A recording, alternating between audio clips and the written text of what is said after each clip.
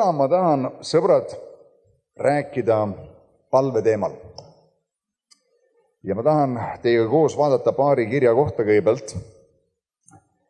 Esimene oleks kohe Vanas Testamendis Esekeli raamatust, peatükk 22 ja salm 30. Nii et kui sul on piibel kaasas, sa võid sinna kiigata. Kiitus Jumalale. Kuidas teie käsi käib? Hästi käib. Tänu Jumalale siis. Kui sul ei käi veel käsi hästi, siis meil on Jumala sõna, mis, kui me oma ellu rakendame seda ja seda oma ellu kuulutame ja seda usume, siis Jumala sõna saab muuta meie olukordi. Usud sa seda? Halleluuja. Kas sa mäletad Peetrust, kellele Jeesus andis sõna, et kuidas ta sureb? Ütles, et kui sa olid noor, siis sa vöötasid ennast ise ja läksid, kuhu sa tahtsid. Aga kui sa saad vanaks, siis vöötab sind keegi teine ja viiakse sind, kuhu sa ei taha. Ja siis läheb aastad mööda. Jeesus on surnud üles tõusnud läinud taevasse ja apostlite tegude aeg on käes ja raamatut nii-öelda elatakse välja ja Herodes võtab kinni Peetruse ja hoiab teda vanglas öö läbi. Eelnevalt tapab Jakobuse ja üsna ilmne on, et ta tahab tappa Peetrust. Ja ma ei tea, kuidas lood sinuga on, kui sa tehaksid, et keegi tahab sind tappa või järgmine päev sa oled suremas, kui hästi sa magad eelneva öö. Mõned meist ei suuda magada, kui sa oled hambaarsti juurde järgmine hommik või reisile või sa pead vara tõusma, sa ei suuda õieti uinuda, rääkimata sellisest teatest. Aga Peetrus magab 4 vahimehe vahel. Sügavat und. Sa küsid, kuidas ta suudab seda teha. Peetrus mäletas sõna, mis Jeesus talle ütles, et kui sa saad vanaks, siis tehakse seda sinuga. Aga ta teadis, ma ei ole veel vana, järelikult keegi ei saa mu elu puudutada. Jumala sõna toimib ja Jumala sõna võidutseb. On üle igast olukorrast, isegi Herodes või terve roomlaste kamp võib tahta mind maha lüüa. Kui aeg ei ole selleks tulnud, nad ei saa seda teha. Halleluuja, sest Jumala sõna töötab. Amen. Aga Esekeli raamatust ma tahan lugeda teile salmist 30. Jumal ütleb siin, ma otsin nende hulgast meest. 29 salm ma pean lugema ka. Maarahvas teeb vägivalda ja toimetab röövimist. Nad rõhuvad viletsat ja vaest ja teevad õiguse vastaselt liiga võõrale. Ja ma otsin nende hulgast meest, kes laoks müüri üles ja seisaks minu ees müüri praos maa heaks, terve maa heaks, et ma seda ei hävitaks, aga ma ei leia. Ja vaatame koos Uude Testamenti Timotuse kirja. Ma usun, see on esimene Timotuse kiri. Ja peatükk 2 või teine peatükk ja salm 1 kuni 4. Jumal ütleb siin, ma manitsen siis nüüd kõigepealt. Mari juures on uues tõlkes. Ma julgustan sind. Ma kutsun üles. Okei, ma kutsun üles. Väga hea. Ma julgustan siis nüüd kõigepealt, millal viimaseks, kui aega järgi jääb selleks või kõigepealt, siis millal, kunagi tulevikus, kunagi ma hakkan, kunagi ma plaanin, võtan eesmärgiks sellel aastal, millal? Nüüd. Ma julgustan siis nüüd kõigepealt tegema palveid, palvusi, eespalveid, tänupalveid kõigi inimeste eest. Kuningate ja kõige ülemate eest, et võiksime vaikset ja rahulikku elu elada kõiges Jumala kartuses ja aususes, sest see on hea ja armas Jumala ja meie õnnistegija meeles, kes tahab, et kõik inimesed päästetud saaksid ja tõetunnetusele tuleksid. Amen. Halleluuja. Nüüd eelmine pühapäev me palvetsime siin vaimuliku läbimurde pärast. Mõned teist tulid siia ette. Me usume, et Jumala vaim on töötamas ja me jätkame seismaks selle sõna peal, mida me oleme vastu võtnud ja mäletad, kuidas ka Abraham usus vägevaks sai, andes austust Jumalale. Nii et kui sul on midagi, mille pärast sa usus seisad, siis anna austust Jumalale. Jumal, ma usun, et sa suudad seda teha. Jumal, ma tean, et sa teed seda. Ma tänan sind, et sa oled mind kuulnud. Ma usaldan sind, et sa teed seda. Amen. Ja kui sa annad austust Jumalale, siis sinu enda usk saab tugevamaks. Sinu usk kasvab, sinu usk kinnitatakse ja see asi tuleb esile. Täna, Einur, me rääkisime sõnade rääkimisest, sõnade väest ja asjade kuulutamisest. Täna ma tahan rääkida eespalvest, aga eespalvest eriti.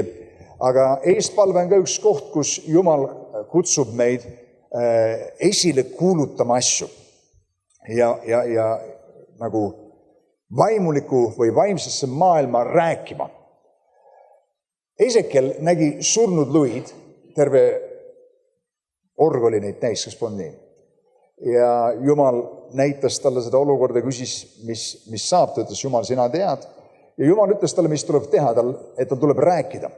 Tal tuleb kuulutada nendele surnud luudele. Ja võib-olla sinu elus on ka täna mingid surnud luud, mille suhtes sa oled palvetanud ja sa oled oodanud, et mingi ime juhtub iseenesest. Ja ma usun, Jumal kutsub sind rääkima, kuulutama nendele surnud aladele, nendele olukordadele. Võib-olla sa võitled mingi asjaga. Mõned inimesed võitlevad näiteks mingi sõltuvusega, mingi hirmuga, mingi muu sõltuvus, suitsetamine. Ja igal pool, kus nad käivad, nad ütlevad, kui vaevas nad on ja kui raske see on ja kui võimatus on. Ja kunagi nad ütle ise endale ega selle olukorrale, et nad suudavad võita selle asja. Et nad on üle sellest asjast.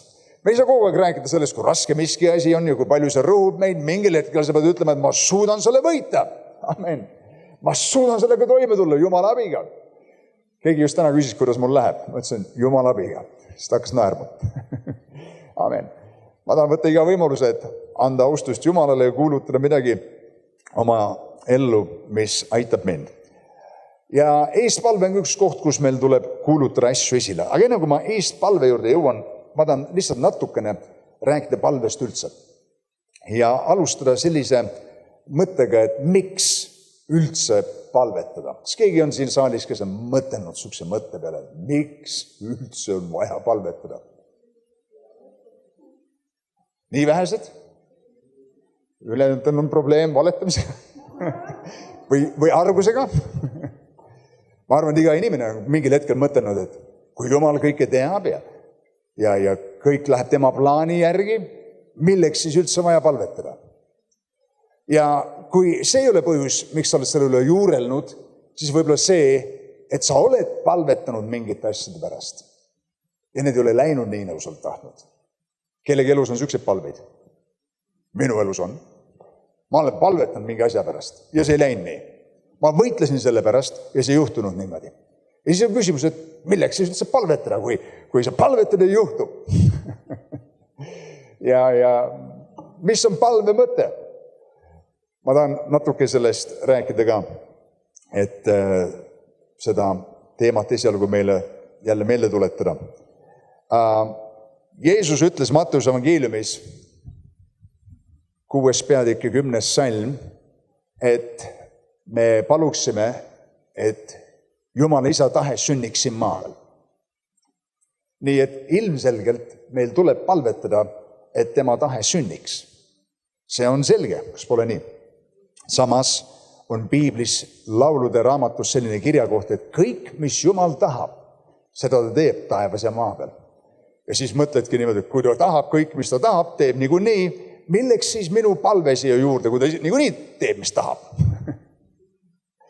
Asjad tekitavad meile vahest segadust. Aga uurides lähemalt Jumala sõna, sa leiad seda, et tundub nõnda, et Jumal ei tee siin maa peal midagi lahus inimese 3 tegevusest. Üks on see, et ta palvetab. Üks on see, et ta kuulutab midagi esile oma sõnadega. Ja üks on see, et ta lihtsalt tegutseb Jumala sõnakuulelikkuses. Mäletad, Hiskija jäi haigeks ja tal oli isegi kinnitus Jumala käest, et ta sureb. Ja mis muutis tema olukorra, oli see, et ta pööras oma näo seina poole ja hakkas palvetama, nuttis, palvetas. Prohvet Jesaja ei olnud jõudnud isegi sealt kuningakojast välja, kui Jumala sõna tuli temani, et mine tagasi, ütle kuningale, et ma lisan su aastatele veel kui palju? 15 aastat. Wow. Üks palve ja 15 aastat. Nii et palve muutis olukorda tema elus, kas pole nii? Hesekeli puhul näiteks siin me teame, et ta kuulutas nendele luudele. Kui palju Jeesus seda tegi, ma arvan, meil ei ole praegu aega isegi üles lugeda, aga sõna välja kuulutamise kaudu. Elisa näiteks ütles, et sel samal ajal homme see ja see maksab nii ja nii palju, see ja see maksab nii palju. Keegi ei uskunud teda. Ta kuulutas midagi esile.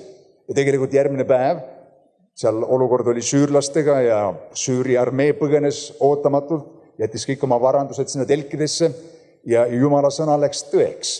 Aga see nõudis, et keegi eelnevalt kuulutas midagi esile, kuulutas midagi välja. Mooses pidi rääkima kaljule selleks, et see vesi sealt välja tuleks. Ja kui me räägime tegutsemisest, siis näiteks Nehemia, Jumal ütleb talle, paneb tema südamesse Jeruusalemma müürid üles ehitada. Nii et alati on keegi, kes palvetab, keegi, kes kuulutab midagi esile ja keegi, kes teeb Jumala meele järgi selleks, et tema tahe sünnib. Amen. Nii et meil on osa Jumalaga koostöös. Ja kuigi sa loed võib-olla Matteuse evangeeliumist samuti, kus Piibel räägib, et heike kõik oma mure, küll mitte nendes sõnadega, aga ütleb, et ärge muretsege ühtiga, millega riietuda, mida süüa, nii edasi, sest Jumal juba kõike teab seda, et sa vajad. Aga see ei tähenda seda, et me ei pea palvetama nende asjade pärast. Sest kuigi ta toob võrdluseks linnud seal, et linnud, vaata, nad toimetavad ja taevan isa toidab neid, siis paljud teist teavad, et ühegel linnul ei lendu ükski putukas ise suu.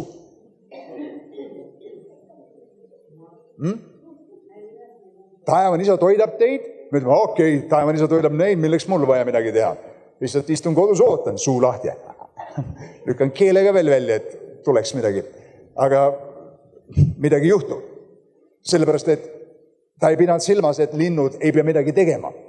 Taevan isa varustab neid, saadab varustuse nende teel, aga neil tuleb minna ja see üles korjata. Midagi tuleb meil teha. Amen. Samamoodi lilled. Ei toitained ei tungi ise läbi varre sinna lilleõide ja viljasse ja okstesse või lehtedesse. Lill peab seda tõmbama, ta peab sellega tegutsema. Midagi tuleb teha. Amen. Kuigi Jumal hoolitseb meie eest, see hoolitsus, see tuleb meie ellu vastu võtta. Ja selle nimel tuleb teinekord üht ja teist teha. Need asjad on koostöös Jumalaga. Kiitus Jumalale. Ja kui me mõtleme palve peale ja selle peale, et võib-olla kõik meie palved ei ole saanud vastatud ja kõik meie palved ei ole läinud nii, nagu me oleme tahtnud, siis me peame küsima enda käest, et kas me oleme teinud selle palve suhtes asju õieti. Kas me oleme palvetanud nii, nagu Jumala sõna kutsub meid esile palvetama. Mõtle sulle ühte asja palve suhtes, mis meid kõiki iseloomustab ja see on see, et väga suur osa meie palvest on seotud meie endaga. Ütle üks suur amen selle peale. See on mul samamoodi.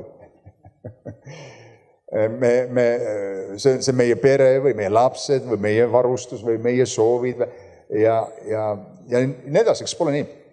See on okei, sellepärast, et keegi teine ei oska sinu pärast nii hästi palvetada ilmselt kui sa ise, sest sa tunned ennast nii hästi ja tunned oma olukorda ja tunned oma vajadusi ja nii edasi.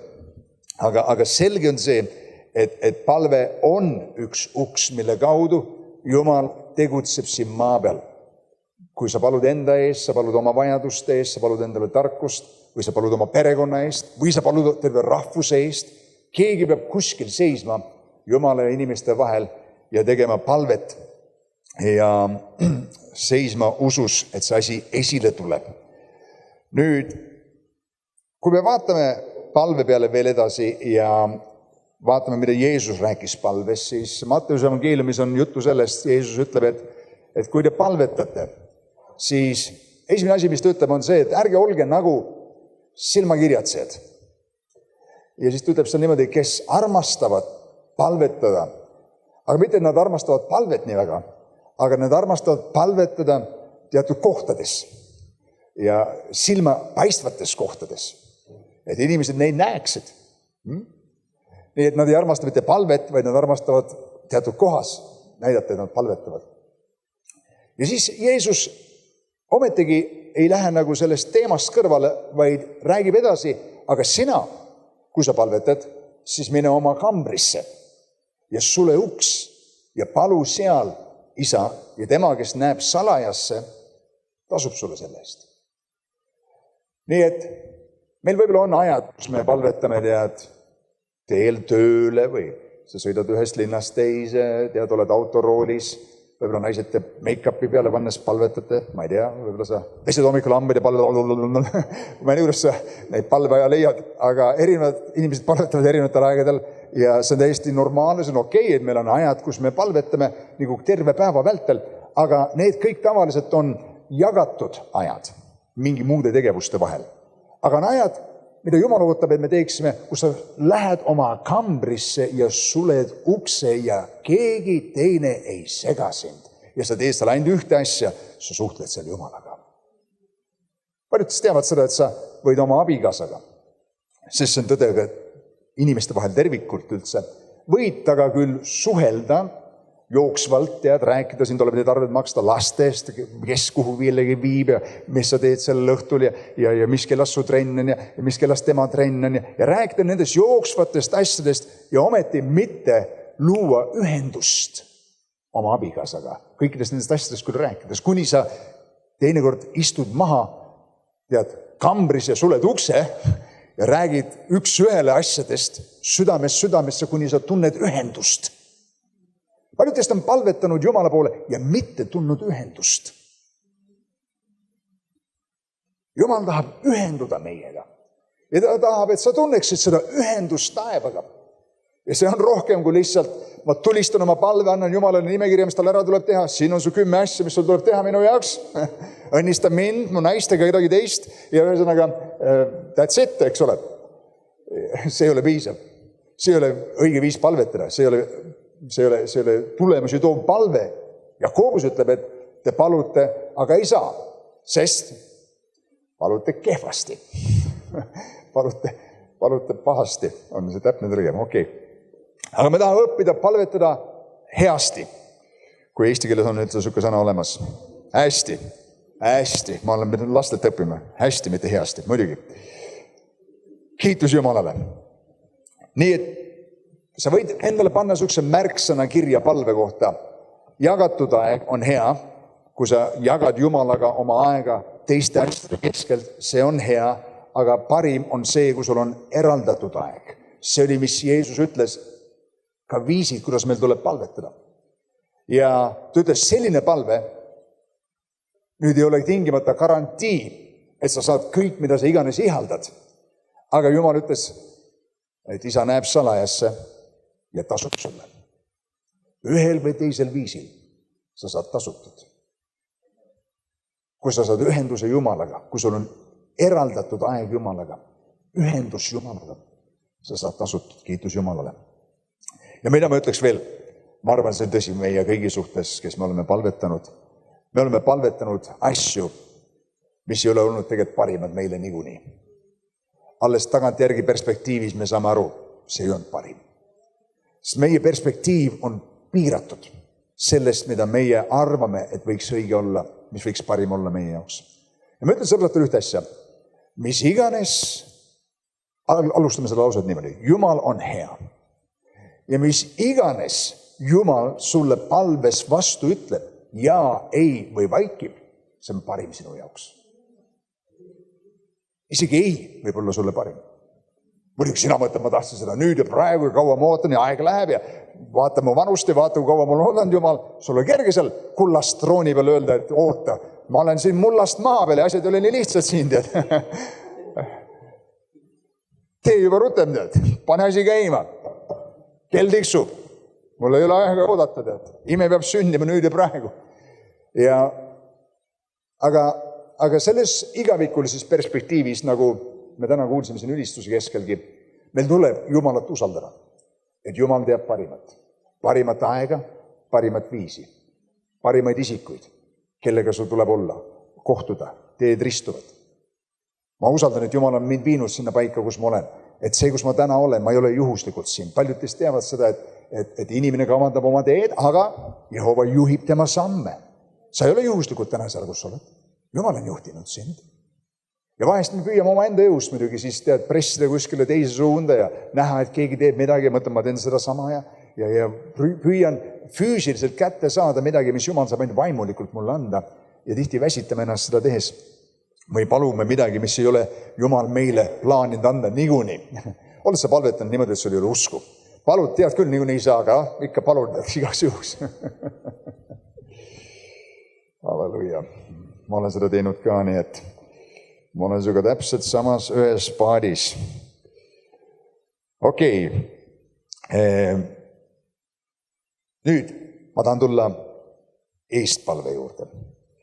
Nagu ma ütlesin, väga palju palvest meie elus on osa või see palve on seotud meiega, meie asjadega, minuga. Ja võib-olla see on üks põhjus, miks me ei ole saanud paljusid asju, mis me oleme palvetanud. Kõik seotud meiega. Aga üks koht, kus Jumal kutsub meid tähelepanu pöörama, me lugesime Timotuse kirjas sellest, on tegema eestpalveid teiste inimeste eest, kõigi inimeste eest. Ta ütleb seda kõigi inimeste eest, siis ta toob välja ülemad, kuningad. Me peame palvetama oma ülemate kuningate eest, isegi kui nad on õelad ja kui nad ei ole jumalikud. Amen. Mis tähendab seda, et kui sa käid koolis, sa palvetad oma direktori pärast ja oma klassijuhataja pärast. Amen. Kui sa käid autokoolis, sa palvetad oma autokooli instruktori eest. Et see ikka läbi pääseks. Leiaksid soosingut. Amen. Ja me palvetame oma linnapea eest, me palvetame oma presidendi pärast. Kas meeldib ta meile või mitte, kas meeldivad meile meie ülemused või mitte. Enamus inimesed on mitte rahul oma ülemustega. Ma olen väga arva neid inimesi, kes on rahul ülemustega. Ülemused peaksid alati paremad olema. Aga küsimus on selles, kas ma kritiseerin neid või ma palvetan nende eest. Kriitika ei tee olukorda paremaks. Kriitika muudab mind kivendamaks. Aga kui ma palvetan, siis ma muudan oma südamehoiakut ja vabastan Jumala väe tegutsema nende inimeste elus. Halleluja. Amen. Nüüd, eestpalve. See sõna Vanas Testamendis, heebrea keeles on sõna para. Ma tean, et sa tahtsid seda teada, nii et ma tõin selle sulle ekstra. Okei. Ma ei tea, ma seda õieti hääldasin, ma ei ole heebrea keele kursusel olnud, aga see sõna eestpalve, mis on eesti keeles kirjutatud nagu eestpalve, algtekstis tähendab midagi enamat. Ja üks hea viis seda tõlkida, kuigi seda võiks väga mitmel viisil tõlkida, on see, et sa astud vahele. Astud vahele. Keegi kuskil madistab, kakleb, sa astud vahele. Keegi kuskil on riius, sa astud vahele. Siin on kaks osapoolt, kes on tülis, sa astud vahele. Püüad lepitada, püüad midagi teha. Vahele astuma, kokku tooma, need osapooled on see, mida see sõna tähendab. Üks haruldaselt hea näide eestpalvest on, kui me vaatame Abrahami peale. Abraham Vanas Testamendis, me teame, palvetab Soodoma eest. See viis, kuidas Abraham Jumala eest räägib, on minu arust juba iseenesest kaunis lugemine. Ärgu sütti, kui su viha põlema, ma veel ükskord ainult räägin. Vahest puudub 45. Ja ma mõtleb, okei, ma oskan arvutada, siis järelikult. Hea küll, siis 35 pärast ma ka säästan selle linna. Mulle lihtsalt meeldib, kuidas Abraham seal kaupleb Jumalaga ja ta sõna otsa mõttes astub selle linna hävituse ja Jumala vahele. Nüüd Jumal on tulnud Abrahami juurde külla, ta ütleb, et ma kavatsen hävitada Soodoma, sest nende patud on väga rängad ja need on tõusnud minu ette. Ja Abraham teades, et Lott, tema vennapoeg, elab seal linnas ja ta loodab, et Lotil on vähemalt 10 jüngrit selleks ajaks. 10 tükki pööranud selles linnas usku, aga kahjuks muidugi see nõnda ei ole. Ja ta läheb 50 pealt lõpuks 10 peale. Mõned piibliuurijad, kes on tolle aja rahvastiku arvu ja niimoodi linnades uurinud, arvavad, et Soodomas võis olla umbes 10 000 elanikku. Ja Abraham palvetab, et Jumal, kui sa leiad selles 10 000 elanikuga linnas 10 õiget, siis anna andeks kogu linnale selle 10 õige pärast. Muidugi ta ei tea, et seal tegelikult ei ole piisavalt neid ja Lott ja tema naine ja 2 tütart lõpuks pääsevad välja. Loti naine muidugi jääb kivisambaks. Aga eespalve, mis näitab, kuidas Jumal seisab seal oma kohtuga selle linna üle ja Abraham teeb eespalvet selle linna pärast ja peaaegu muudab selle linna saatuse. Linn lõpeks hävitaks, aga ta muudab selles mõttes Loti ja saab need inimesed sealt linnast välja. Üks teine huvitav palve või eespalve eeskuju meile on Vanas Testamendis Mooses. Ja 2. Moosese raamatus on kuulus lugu sellest. Õieti, sinna võiks tegelikult vaadata, see on päris huvitav. 2. Mooses ja see on kuskil seal 20 milligiga kuldvasikas, kus see on 32 peatükk, 32. Ja ma tahan natukene tähelepanu pöörata sellele loole siin 1. salm, 32 peatükk, kui rahvas nägi, et Mooses viivitas mäelt tulekuga. Milleks Mooses läks mäe peale? Ta läks Jumalat otsima.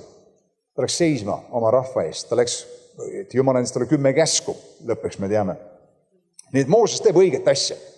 Mooses otsib Jumalat, tõelist Jumalat. Aga rahvas on all laagris ja vaatab, Mooses on kuskil ära jäänud, seal 40 päeva möödas. Tead, mehel pole midagi süüa, ilmselt on surnud, kes teab. Me teame tegelikult, et Mooses paastus nõnda, et ta ei söönud ega joonud.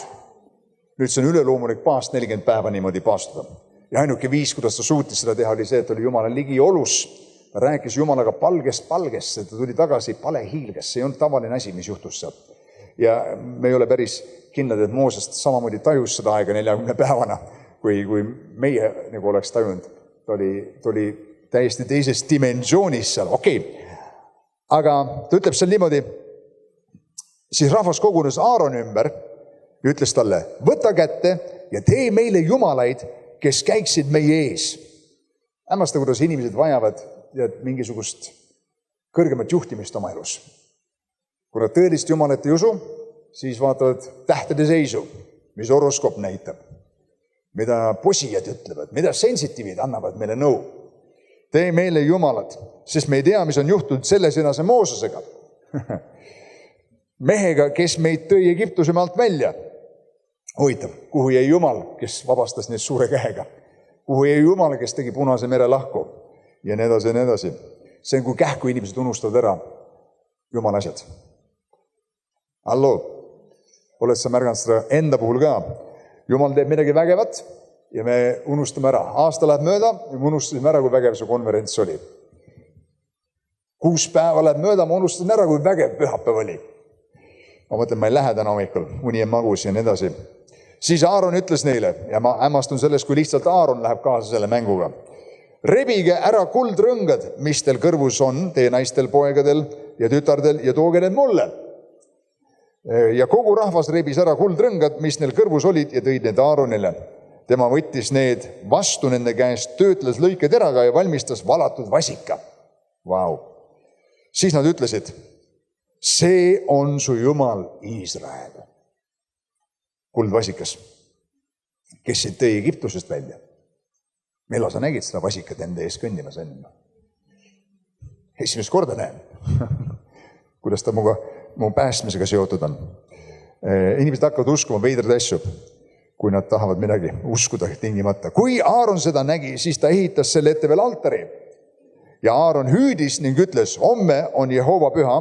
Järgmisel päeval nad tõusid vara ning ohverdasid põletusohvrid ja tõid tänuohvreid ja rahvas istus maha sööma ja jooma ning tõusis üles mängima. Ainuke asi oli see, et nad ohverdasid kuldvasikale. Nüüd, sa võid kujutada seda, kui sa vaatad seda Jumala perspektiivist. Jumal toob pea 2 miljonit inimest välja, kasutab Mooses selles suured imed ja tunnustähed. Ta püüab rahva südant võita.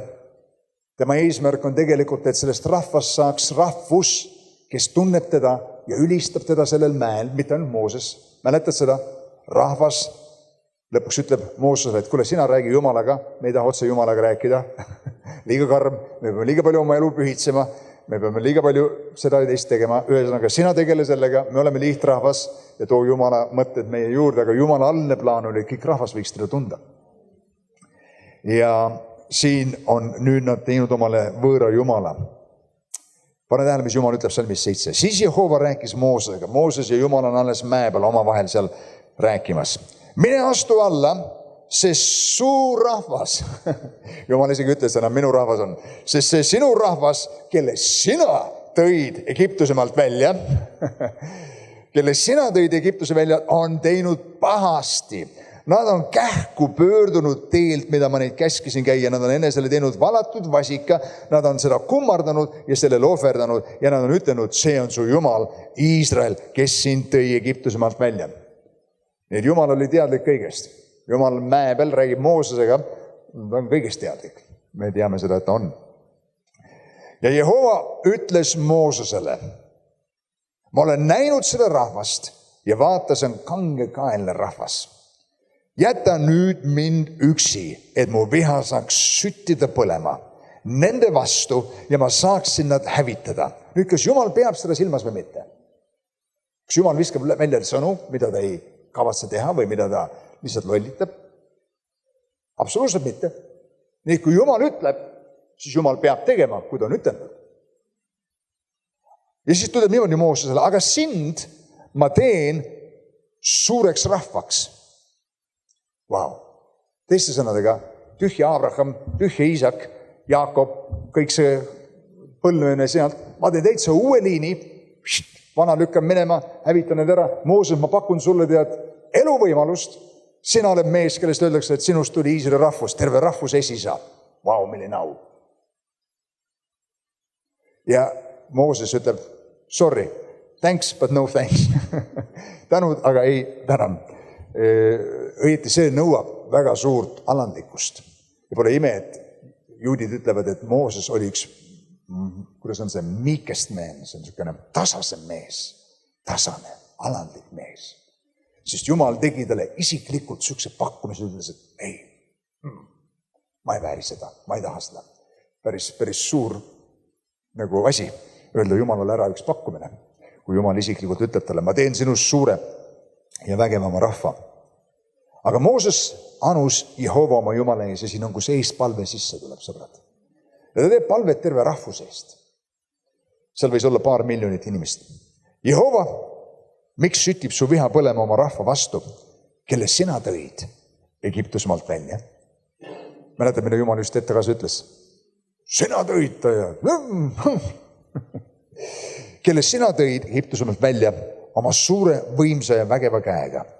Miks peaksid egiptlased rääkima ja ütlema, kurja kavatsusega viista nad välja, et neid mägedes tappa ja maa pealt hävitada? Pöördu oma tulisest vihast ja kahetse kurje, mida sa kavatsesid teha oma rahvale. Meenuta oma sulaseid Abrahami, Iisakit ja Iisraeli, kelledele sa oled ise enese juures vandunud ja ütelnud, ma teen teie soo nõnda paljuks nagu tähti taevas ja kogu selle maa, millest ma olen rääkinud, ma annan teie soole ja nad pärivad selle igaveseks. Mooses teeb eestpalvet oma rahva ees, kes tegelikult on ebajumala kummardajaks hakanud, kes on Jumala teed maha jätnud ja ega see ei ole väga lihtne olla sellise rahva juht. Aga selle asemel, et öelda, et jah, tõesti, see asi läks untsu, see vasikas läks aia taha, las ta minna koos oma vasikaga. Kuldne juhtub olema see sel hetkel, et see pakkumine kõlab hästi, tee mind, see läks uueks rahvas. Jumal oleks pidanud oma sõna pidama. Aga Moosesele läks korda Jumala au rohkem kui tema enda isiklik heaolu. Sest ta teadis, et Jumala au on kaalul, kui kõik see läheb metsa. Nüüd vaata, mida kõik rahvused sinust räägivad siis. Sest tõid küll rahva välja, aga need siit edasi ei suutnud minna. Ja nad ütlevad, milline on niisugune Jumal siis? Ja Jumal, kuidas on lood sellega? Sa oled ju lubanud, sa oled tõotused andnud. Ta tuletab meelde Jumalale tema tõotusi, tema sõna. Ma mõtlen, see on üks tohutu hea palveviis, kui sa Jumala sõnast meelde tuletad ja tegelikult mitte niivõrd Jumal ei vaja seda, kui sa ise vajad neid tõotusi meelde tuletada. Aga see annab su palvel ühe kindluse, kui sa seisad Jumala sõna peale, ütled, Jumal sinu sõna ütleb. Ja võt selle pärast ma palun niimoodi. Ma ütlen sulle, me ei ole kindlad kõigi palved osas, mida me alati palume, kas kui õieti täpselt ja Jumala tahtes me neid kõiki asju palume. Aga kui sa palud Jumala enda sõnadega piiblist, siis sa palvetad õieti. Sa ei saa mööda panna. Amen. Ja pane tähele, mis Jumal tegi. 14 salm. Ja Jehova kahetses kurja, mida ta oli ähvardanud teha oma rahvale. Pööras ära terve rahva saatuse. Nüüd sa ütled, et see oleks niikuinii juhtunud nõnda. Ma näitan sulle veel kirjakoha. See on laulude raamatus laul 106:23. Sa võid selle üles kirjutada. Piibel ütleb niimoodi seal. Siis ta lubas nad hävitada, kui Mooses, tema valitu, mitte ei oleks astunud prao vahele, tema palge ette, et ära pöörata tema vihaleeki hukatust toomast. Nii et Mooses ehk eestpalve päästis ühe rahvuse.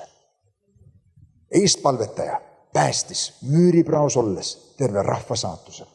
Kohtumõistmine oli selle üle, hukatus oli tulemas, keegi, kes tegi eestpalvet, kes hüüdis Jumala poole, pööras ringi olukorra. Amen. Nii et palvetajad võivad muuta terve rahvuse saatusi. Palvetajad võivad muuta inimeste elusid. Mina usun, et keegi palvetas minu eest, et ma tuleksin Jumala kuningriiki. Nüüd ma tegelikult ei pea seda uskuma, sest ma tean, sest pärast seda, kui ma olin kristlaseks saanud, ma läksin sellele sõbrale külla, kes mind kõigepealt Jumala juurde, selles mõttes tutvustas mulle seda teemat ja ma nägin tema märkmik, kus oli kirjas palvetada Janno eest, et ta päästetud saaks. Oho, selge siis. Jumal kuuleb palveid. Mul ei olnud plaan päästetud saada. Mul ei olnud minu ajakavas, et plaanin saada päästetud. Mul oli kavas minna hoopis sõbra sünnipäevale kõvasti juua alkoholi seal. See oli minu plaan. Aga näed, keegi pani oma graafikusse, et palvetada Janno päästmise eest. Ja minu plaanid jäid poolikuks. Kiitus Jumalale selle eest, et nad jäid. Halleluja. Sest Jumala plaanid on palju paremad ja tänu Jumalale inimeste eest, kes seisavad müüripraos ja teevad eestpalvet. Mitte ainult maa pärast, aga oma perekonna pärast, oma laste pärast, oma vanemate pärast. Kuni nad tulevad kuningriiki, sa võitled, kuni nad tulevad. Kas sul on tõsi taga, kui sa võitled palves? Ma vaatasin üks päev ühte kirja kohta, kus Paulus kirjeldab seda, kuidas tema palvetab. Või ta räägib seal ühest teisest oma kaastöölest ja täpselt sama sõna kasutab, kes võitleb teie eest palves. Mõtle, kas sinu palvet võiks kirjeldada niimoodi, et sa võitled palves. Ilmselgelt sa räägib sellisest heitlusest, midagi, mis toimub vaimu maailmas.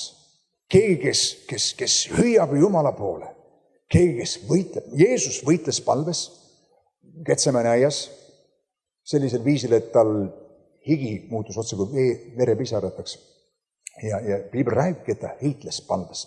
Nüüd sõbrad, kui me eelmine kord ja üleimne kord rääkisime siin vaimulikust sõjapidamisest, siis ma kasutasin Efeslaste 6. peatüki, mis ütleb niimoodi, et meil ei ole maadlemist liha ja verega. Meil ei ole maadlemist liha ja verega. Meil ei ole maadlemist. Nüüd maadlemine kõikidest, ma ei tea, spordialadest on väga lähedane kontakt.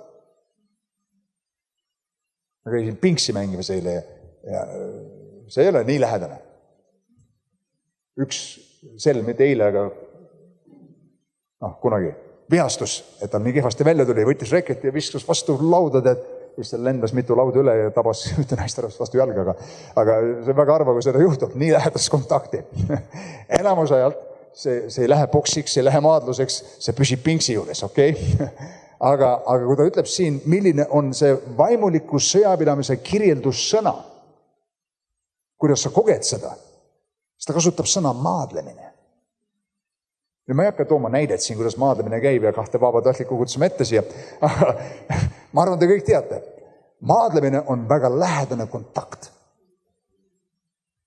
Sa tunned teise inimese igilõhna. See on lähedane.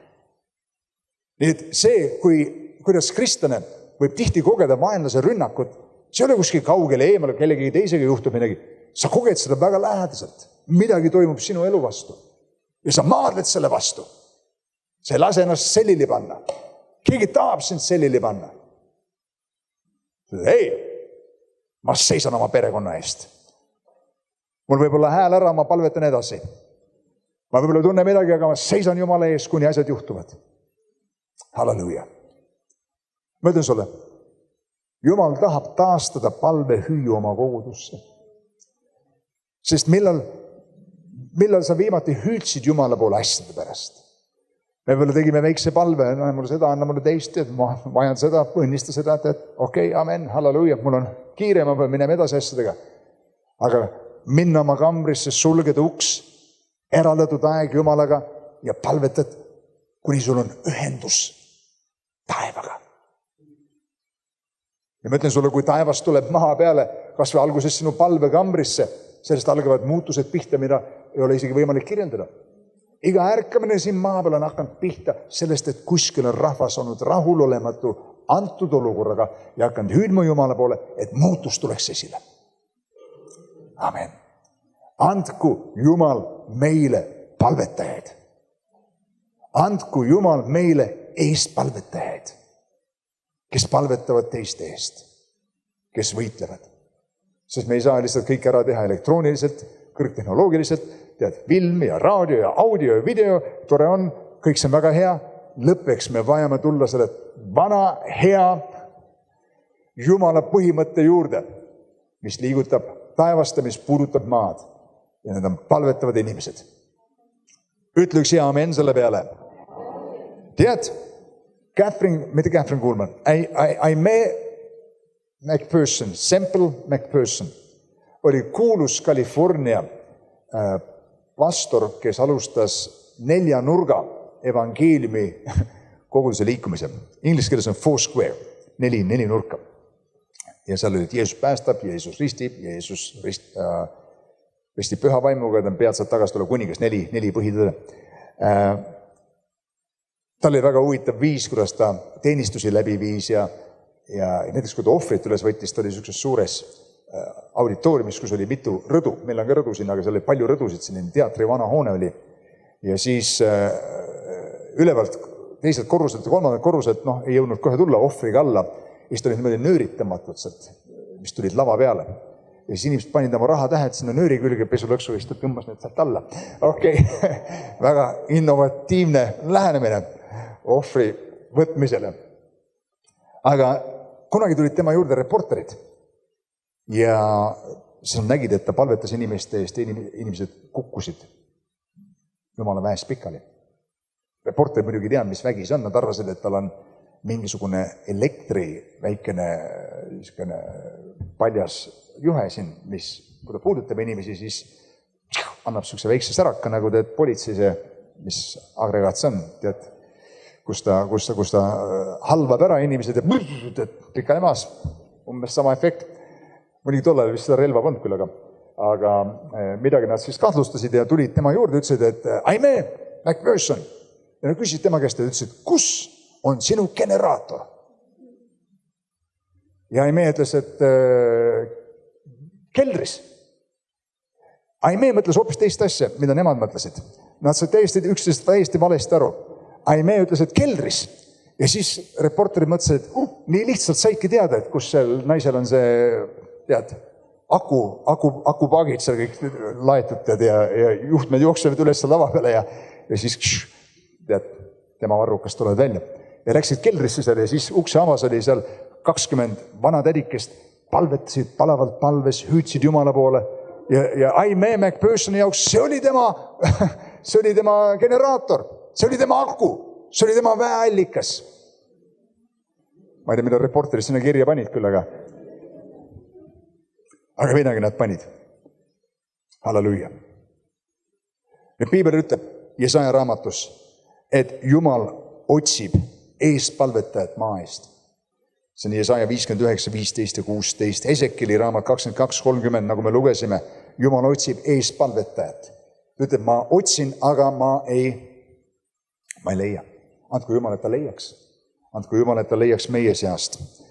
Uuest testamendist me näeme seda, et eespalvet tuleb teha kõigi inimeste eest. Ja kui sa loed roomlastele kirja, siis sa näed seda, et Piibel ütleb, et samuti tuleb vaim appi meie nõtrusega. Ja vaim teeb palvet meie eest. Seesama eespalve sõna ilmub seal. Nii et kui me eespalvet teeme ja palvetame võõrastes keeltes, siis tihti me ei tea, kuidas palvetada nende olukordade pärast. Aga Jumala vaim tuleb meile appi ja Jumala vaim aitab meil teha eespalvet. Nüüd üks põhjus, miks ka Jumala vaim on tulnud, on see, et teha meid tunnistajaks, olema Kristuse tunnistajad, aga ka, et olema võimelised, olema efektiivsed palvetajad. Selleks, et palvetada asjade pärast, mida sa ei tea, sa vajad püha vaimu. Sa vajad püha vaimu tarkust, sa vajad tema juhtimist. Tema tuletab sulle asju meelde ja Piibel ütleb, et tuleb meil appi. Nüüd, millal abistaja on vastutav töö ära tegemise eest? Toomas, sa tead? Ütleme, kui sina kutsud mind appi laupäeval midagi tegema, mida sa ei kutsu, aga ühesõnaga. Ja ma tulen sulle appi ja siis sa ütled seal niimoodi, et kuule, tead, täna öösel ma ei maganud eriti hästi ja et mine sina ise hakka seal toimetama ja ma vaatan natuke telkut ja joon kohvi siin, pikem hommikusöök ja nii edasi. Siis kas ma olen vastutav selle töö ära tegemise pärast kui abistaja? Ei, mina saan abistada sind, kui sina teed. On ju? Aga kui sina ei lähe, siis ma ei saa tulla sulle appi. Siis ma tulen sulle appi. Nii et mul on vaja, et sina kõigepealt läheksid. Nõnda siis, kui meie hakkame pihta asjaga, siis ta tuleb appi. Mida keskmine kristlane ootab on see, et ma tunneks tead erilist mingit sugust võnked ja kõikumisi ja vibratsiooni ja siis tead, ma hakkan palvetama. Ei, sa hakkad pihta ja siis püha vaim tuleb. Halleluuja. Sa pead ootama mingid võnkeid, mingid tundeid. Kui ma palvetan, püha vaim tuleb mulle appi, kiitus Jumalale. Halleluuja, halleluuja, kiitus Jumalale. Nüüd, ma tahaksin julgustada meid. Seal on pandud huvitav silt ülesse, mida ma ei ole varem näinud. Time's up. Seda peaks kirjutada, shut up, time's up. See on minu jaoks, mitte teie jaoks, nii et.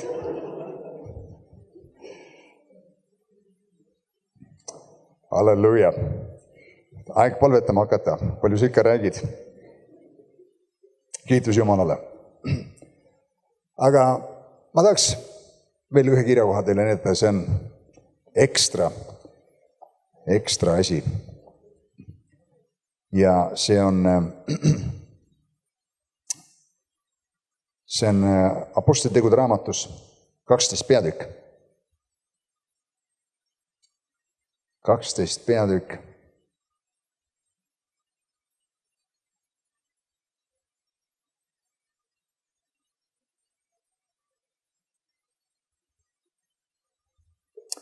Esimene salm.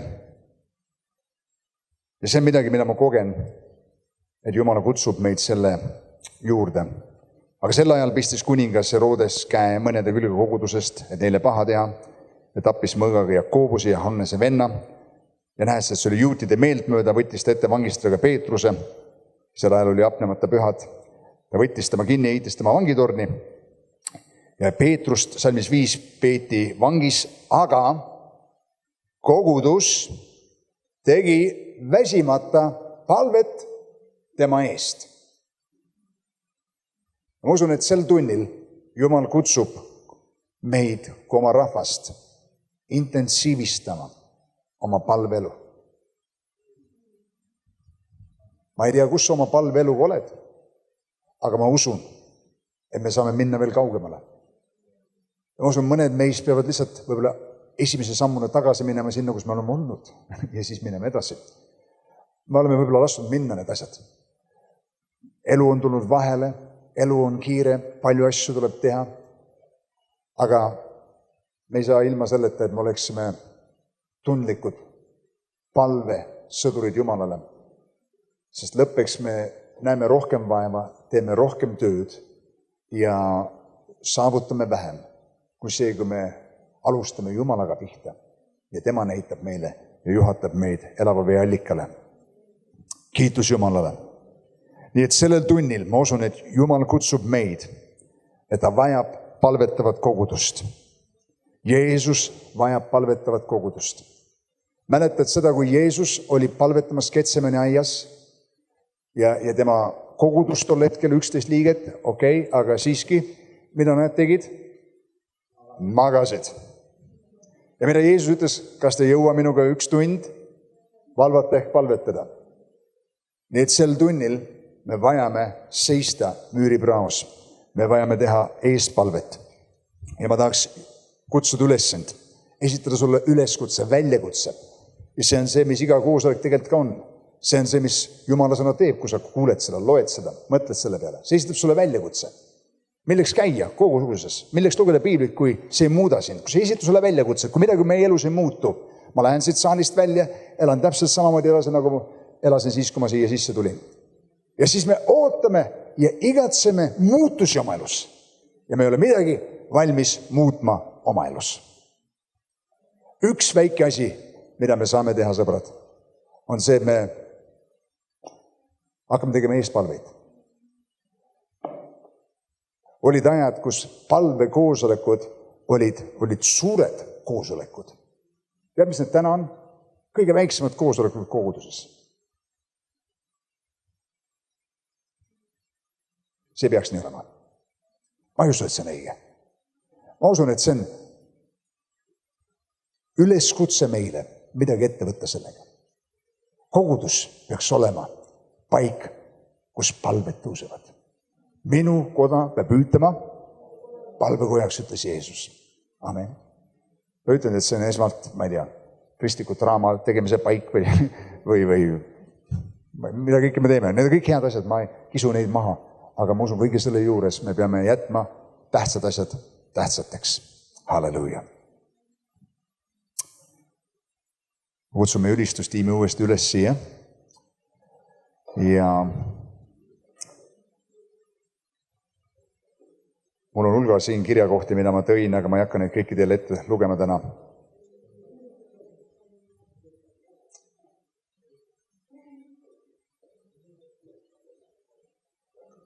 Paljud teist kogevad seda, et see palve teema on midagi, millega Jumal sinu südame peale ka koputab.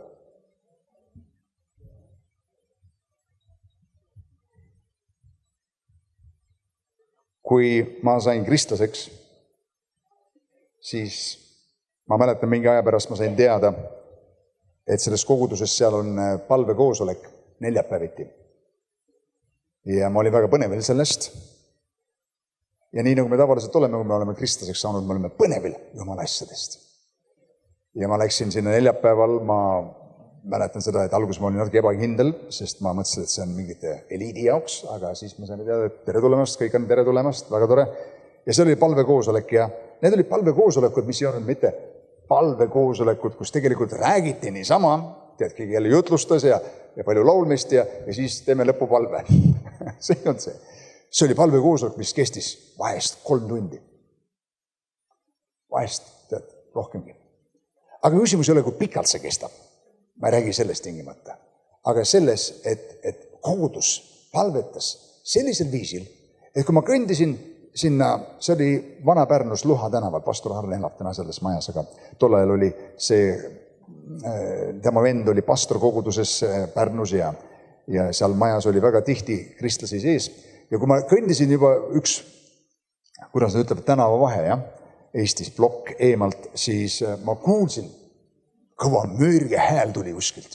Kuskil mingisugune hääled tulid. Enne kui ma maja nägin ja kui ma lähemale jõudsin, ma mõisin, need on nüüd Jumala rahvas, kes hüüdsid Jumala poole. Palvehääl tõusis sellest paigast. Palvehääl tõusis sellest paigast. Ja tead, ma võiks öelda, minu elu väga drastiliselt muutus nendel palvekoosolekutel. Ja ma käisin seal, ma nautisin neid. Ja see on, ma mõistan, sa palvetad teiste vajaduste eest ja kõik see, aga kõige selle käigus Jumal õnnistas nii palju mind. Ma sain ise nii puudutatud, ma sain täidetud tema väega, ma sain üles tõstetud. Loomulikult, ma saan aru, seal on mingi ohver, me teeme seda, su lihale see ei meeldi, sa võtad oma aja maha ja teed seda teiste eest ja mõtled teiste vajaduste peale. Aga kõige selle sees ma sain nii üles tõstetud. Halleluuja. Ja need kohtumised Jumalaga olid nii erilised. Nii et, sõbrad, ma tahaks kutsuda sind ühele uuele palvetasandile. Meil on iga teisipäev siin palvekoosolek, kell 5:30. Ja see palvekoosolek siin võiks olla saalitäis rahvast. Amen. Miks mitte? Meil on teisipäeviti, kell 7 hommikul, meeste palve. Tead, kui palju mehi meie kogudusest on käinud seal näiteks viimased 3 korda? 1. Sa võid küsida, kuidas ma tean seda. Ma juhtsin olema siin. Okei. Ma ei püüa omale au tõmmata, mitte. Ma tulen sellepärast, ma pean uksed lahti tegema. Okei. Ma pean olema kohal. Aga ma tunnen samamoodi, et uni on silmas ja ma läksin õhtul hilja magama ja liha tahab jääda horisontaalolekusse. Loomulikult ma tunnen täpselt sama nagu sina. Aga kuskil siin maa peal peab leiduma üks hulk inimesi, kes ei ole nii nagu kõik teised. Kes ei tee nii nagu üldine mass, kes tõmbavad joone maha, kes tõmbavad ringi ümber, ütleb, hei, siit saadik ja ma tahan teha nii, nagu Jumal on mu südamesse pannud. Ja ma usaldan, et siin saalis on neid inimesi ja siin on need inimesed. Halleluuja. Kiitus Jumalale. Sest ma tean, et Jumal kutsub meid kui kogudust vaimulikult nagu lendama, vaimulikult kasvama. Sa oled võib-olla harjunud kuulmaks, kui ma olen rääkinud väga palju selliseid praktilisi jutusi ja ma teen seda edaspidi, kui vaja ja nii edasi, aga praegu on vaja üleskutse vaimu teravust teha, vaimulikult teritada ennast. Meil on palvekoosolek iga pühapäev siin, kell 10:15 algab pihta. Kui palju seal tavaliselt rahvast käib? 3, 4 heal juhul. Nüüd, sõbrad, las Jumala vaim annab sulle julgustuse, üleskutse, mida sina saad teha selles suhtes, mis puudutab palvetööd oma elus. Oma isiklikus palvekambris, ühises palveajas, aga läbi palve see maailm saab muudetud. Ja Jumala tahe tuleb siin maa peal esile, kui Jumala rahvas palub vastavalt tema tahtele. Amen.